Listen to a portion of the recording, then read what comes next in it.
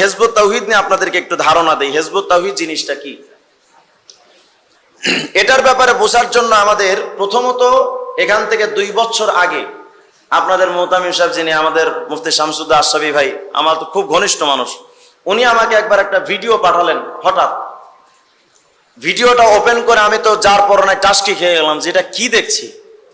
নাস্তিক মুফাসসিল ইসলাম সে একটা ঘরোয়া অনুষ্ঠানে বলছে যে দেখো আমাদের নাস্তিকদের তো কোনো দেশ নাই। এখনো ভিডিওটা ইউটিউবের মধ্যে খুঁজলে আপনারা পাবেন যে আমাদের নাস্তিকদের তো কোনো দেশ নাই, জাতি নাই, আমাদের কোনো নির্দিষ্ট জায়গা নাই, অবস্থান নাই।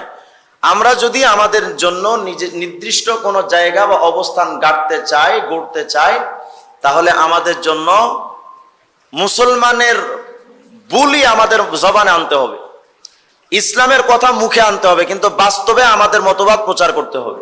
কেমনে? বলে ইসলামিক সংগঠন খোলো।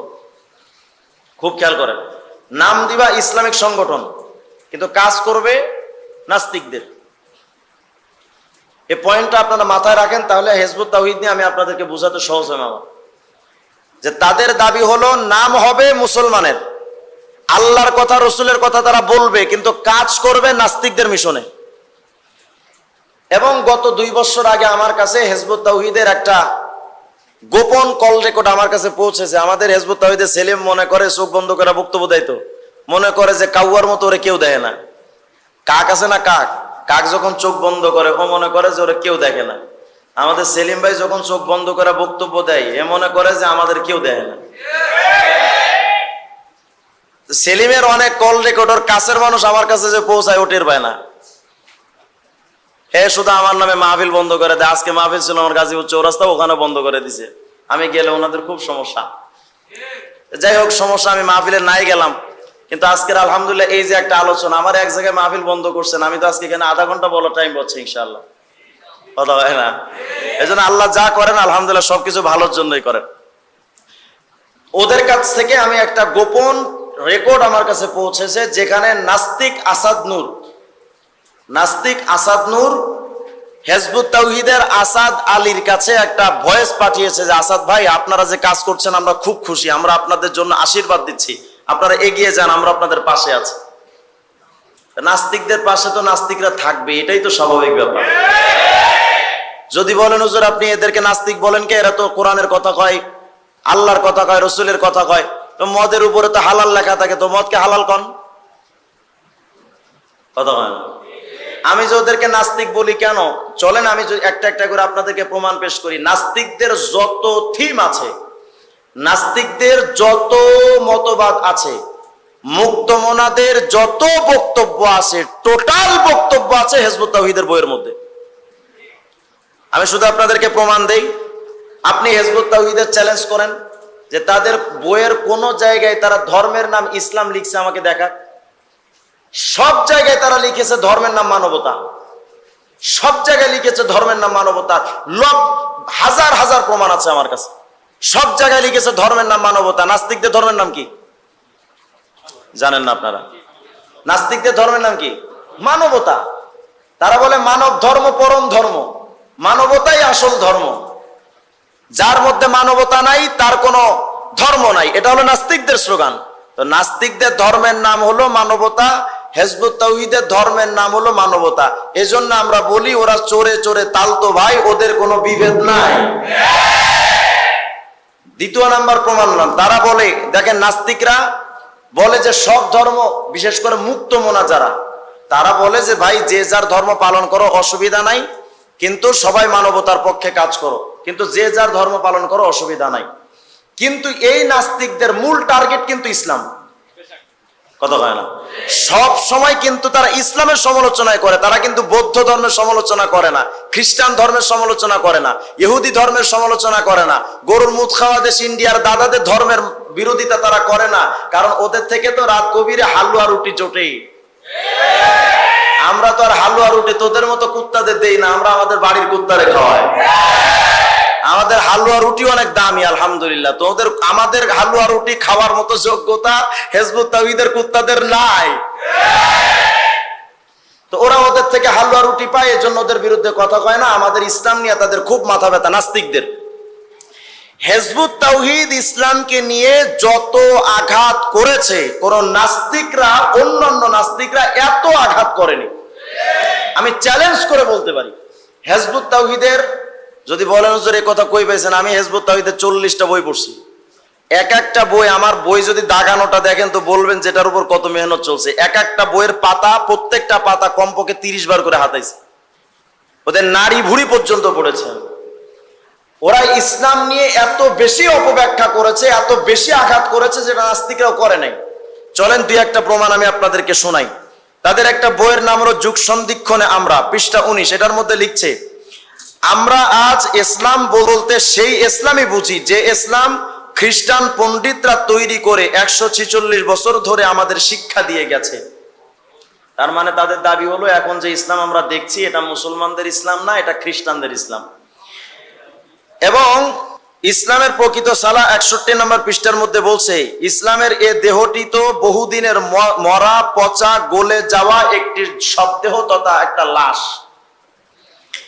এবং ইসলামের প্রকৃত সালা পৃষ্ঠা 20, এটার মধ্যে লিখেছে, এই সামরিক দিন পৃথিবীর অন্যান্য অসামরিক দিনের পর্যায়ে পর্যবসিত হলো, অর্থাৎ খ্রিস্টান, বৌদ্ধ, হিন্দু, ইহুদি, জৈন ইত্যাদি বহু দিনের ধর্মের মতো আরেকটি ধর্মে পরিণত হলো। অর্থাৎ এই ইসলাম যে ধর্মটা, এই ধর্মটা অন্যান্য ধর্মের মতোই একটি ধর্ম। এবং তারা আরো বলছে যে ইসলাম হারিয়ে গেছে রাসূলুল্লাহর 60-70 বছর পরেই। মানে এদের মূল থিম হলো একটা হাদিস, খুব খেয়াল করেন। হাদিসের মধ্যে রাসূলুল্লাহ সাল্লাল্লাহু আলাইহি ওয়াসাল্লাম বলছেন যে ওমারু উম্মতি মিন 60 সানা ইলা 70 সানা, জামে তিরমিজি 2331 নম্বর হাদিস। এরা আবার হাদিস দিয়েও দলিল দেয়। আমি আশ্চর্য হই যে এদের মুখে হাদিস আছে। এরা কয় যে তিরমিজির মধ্যে হাদিস আছে যে রাসূলুল্লাহ বলেছেন আমার উম্মতের বয়স হবে 60 থেকে 70 বছর। আমার উম্মতের বয়স হবে 60 থেকে 70 বছর। হিজবুত তাওহীদকে দেখছো, এই যে নবীজি বলছেন 60-70 বছর উম্মতের বয়স হবে, তার মানে নবীজির আসল উম্মতরা বেঁচে থাকবে 60-70 বছর, এরপরে আর ইসলাম থাকবে না। লেখা দেখছে এখানে পেশাব করিবেন না, করিলে 50 টাকা জরিমানা। আর এরা গিয়া পড়ে এখানে পেশাব করিবেন না, করিলে 50 টাকা জরিমানা। ওই মূর্খের মধ্যে আর হিজবুত তাওহীদের মূর্খে কোনো তফাৎ নাই। এখানে রাসূলুল্লাহ বললেন কি আর জাহেলরা বুঝলো কি? আর এরা এই হাদিস বুঝবে কেমনে বলেন? সারাদিন যে পিন্নি বিড়ি টানতে টানতে বিড়ির পাশা শেষ করে লাইছে, সে কি ইসলাম বুঝবে? তো বলছে যে রাসূলুল্লাহ বলেছেন আমার উম্মতের বয়স হবে 60 থেকে 70 বছর, সুতরাং উম্মত বেঁচে থাকবে 60-70 বছর। আচ্ছা, অথচ অনেক সাহাবীরা 120 বছর 110 বছর পর্যন্ত হায়াত পেয়েছেন। খুব খেয়াল করেন, রাসূলুল্লাহর এই হাদিসের অর্থ যদি এটা হয় যে আসল উম্মতরা বেঁচে থাকবে 60-70 বছর, তো যেই সাহাবী 110 হিজরি পর্যন্ত জিন্দা ছিলেন তিনি বেঈমান ছিলেন। কথা কয় না? তাহলে তো হিজবুত তাওহীদের কথা মানলে বোঝা যায় ওই সাহাবীও কাফের। কথা কয় না? হয়তো এখন হিজবুত তাওহীদকে বলতে হবে যে তারা এই কথা যে বলেছে এটা মিথ্যা, নইলে ওই সাহাবী কাফের, দুটোর একটা বলতে হবে। যদি কোনোটাই না বলে বুঝতে হবে যে ওরা গোপন ভাবে ইসলামকে ধ্বংস করার ষড়যন্ত্রে নেমেছে। রাসূলুল্লাহ আরেকটা হাদিসের মধ্যে বলেছেন, সহিহ মুসলিমের 1037 নম্বর হাদিস, লা তাসালু ইসাবাতুম মিনাল মুসলিমিনা ইউকাতিলুনা আলাল হাক্কি যাহিরিনা আলা মান নাওয়াহুম ইলা ইয়াউমিল কিয়ামা। আল্লাহ পাকের রাসূল বলেন যে কিয়ামতের আগ পর্যন্ত একটা দল, একটা জাতি থাকবে যারা সব সময় হকের উপরে বিজয়ী থাকবে। তার মানে রাসূলুল্লাহ বলতে চান যে আমার এক প্রকার উম্মত সঠিক রাস্তার উপরে বিজয়ী বেশে কিয়ামতের আগ পর্যন্ত সর্বক্ষণ তারা থাকবে। তো যদি উম্মত বেঁচে থাকে 60 থেকে 70 বছর পর্যন্ত, তো এই যে জামাতের কথা নবীজি বলেছেন ওরাও তো জাহান্নামী, ওরাও তো কাফের, অথচ নবী বলছেন যে তারা পাক্কা মুমিন। আর হিজবুত তাওহীদের বায়েজিদ খান পন্নী বিড়িখোর কয়, রাজাকারে কয় যে এরা বাতিল। আরেকটা হাদিস আপনারা সবাই জানেন যে রাসূলুল্লাহ বলেছেন যে খায়রুল কুরুনি করনি সুম্মাল্লাযীনা ইয়ালুনাহুম সুম্মাল্লাযীনা ইয়ালুনাহুম, যে সাহাবীদের যুগ, তাবিঈদের যুগ, তবে তাবিঈদের যুগ। এটা তো কয়েকশো বছরের যুগ, 100 বছর 200 বছর প্রায় যুগ। এই টোটাল যুগরে নবীজির সর্বোত্তম সোনালী যুগ বলেছেন। তাহলে 60-70 বছরের বয়সের সংখ্যা যদি নবীজির অর্থ এই হয়, হাদিসের অর্থ যদি এই হয় যে প্রকৃত উম্মাহ বেঁচে থাকবে 60 থেকে 70 বছর, তাহলে অসংখ্য হাদিস বাদ দিতে হবে, অসংখ্য জায়গায় নবীজিকে মিথ্যা প্রতিপন্ন করতে হবে। তাহলে আমরা কি নবীজিকে মিথ্যা প্রতিপন্ন করব, নাকি রাজাকার ধর্ষক বায়েজিদ খান পন্নীরে মিথ্যুক বলবো? তাহলে এখন তো বলতে হয় যে কি এর ইমাম, তুই মিথ্যুক, তুই মিথ্যুক, কথা কয় না? এখন তারা যে দলিলটা দিল ওমার উম্মতি মিন 60 সানা ইলা 70 সানা, এই হাদিসের অর্থ কি? যে আমার উম্মতের বয়স হবে 60 থেকে 70 বছর, এটার অর্থ কি?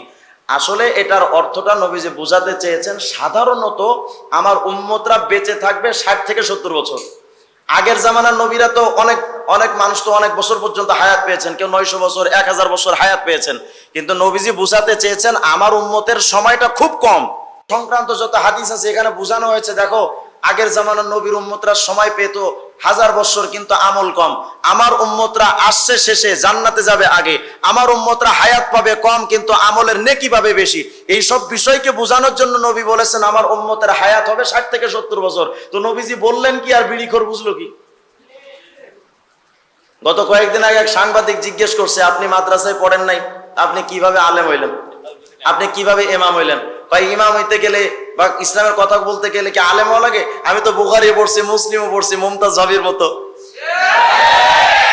মুমতাজ ভাবি সিয়াসিদ তার সব পড়া তামা তামা করে লাইছে, আমাদের সেলিম সব পড়ছে। এলে মুমতাজ ভাবির মধ্যে আর সেলিমের মধ্যে তফাৎ নাই। হায় হায়, ইসলাম আলিম তাআল্লুমের নাম, তাফাক্কুহের নাম। উস্তাদ ছাড়া, সিনা বা সিনা ছাড়া কখনো ইসলাম বোঝা যায় না। যার বাস্তব প্রমাণ, যদি শিক্ষক ছাড়া ইসলাম বোঝা যেত তো আল্লাহ রসুলের কাছে সরাসরি আল্লাহ ওহী নাজিল করতেন, জিবরাইলের দরকার ছিল না। এই সামান্য কমন সেন্সটুকু যাদের নাই, ইসলাম সম্পর্কে কেমনে কথা বলে ওরা? তাহলে ইসলাম বুঝতে গেলে শিক্ষকের দরকার আছে না নাই? শুধু শিক্ষকের দরকার আছে এমন না, প্র্যাকটিক্যালি শিক্ষক লাগবে। শুধু শিক্ষক হলেই হবে না, প্র্যাকটিক্যালি লাগবে। নামাজ আল্লাহ পাক দিলেন কোথায়? মেরাজে। খুব খেয়াল করে, নামাজ দিলেন কোথায়? মেরাজে। আল্লাহ বলে দিতে পারতেন না, আমার নবী মোহাম্মদ নামাজ দিলাম, এই যে 5 ওয়াক্ত নিয়ে যাও, সর্বশেষ তুমি নামাজ 5 ওয়াক্ত পড়বা, আর কিছু দরকার ছিল? কিন্তু কাবা শরীফের পাশে এসে জিবরাইল নবীজিকে মুক্তাদি বানিয়ে নিজে ইমামতি করে নামাজ শিখালেন কেন? তুমি যে বলো যে শিক্ষক দরকার নাই, মাদ্রাসায় পড়ার দরকার নাই, এই মাদ্রাসায় না পড়লে তো ওটাই বুঝবি যে এখানে পেশাব করলে সমস্যা, না করলে সমস্যা, এটাই তো বুঝবা, আর বুঝেও তাই। আল্লাহ আমাদেরকে এদের থেকে হেফাজত